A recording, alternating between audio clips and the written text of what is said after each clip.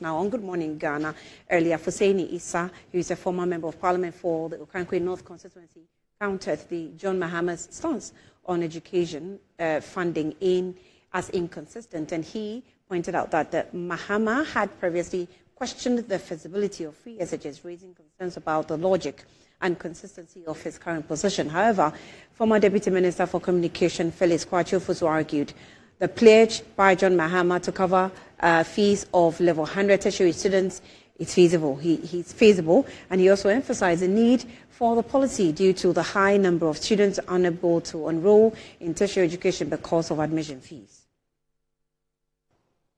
This is a man who oversaw an economy and a currency that was depreciating averagely by about 17% between 2013 and 2016.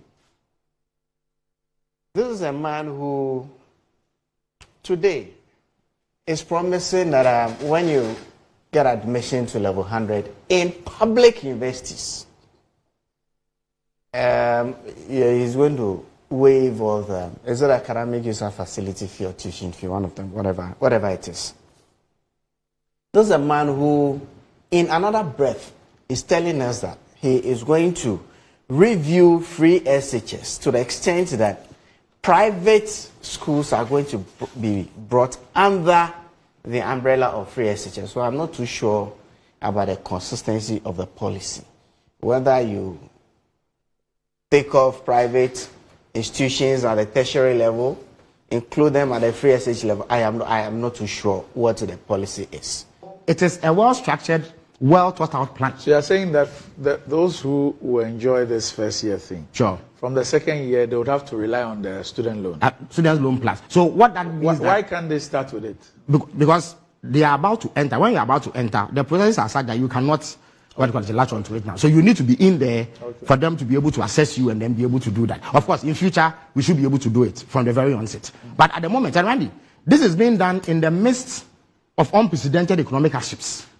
The kind of hardships we are facing today have never before happened in our history.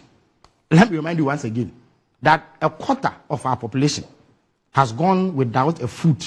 So a population that cannot afford food on this table will be hard-pressed to cough up between 2,000 and 4,000 Ghana cedis as university fees. So even if you were to consider the economic situation inflicted on Ghanaians by Bamia's hopelessness at the head of the economic management team, this is more than justified. So Randy, this will be done amongst other important interventions that we want to undertake.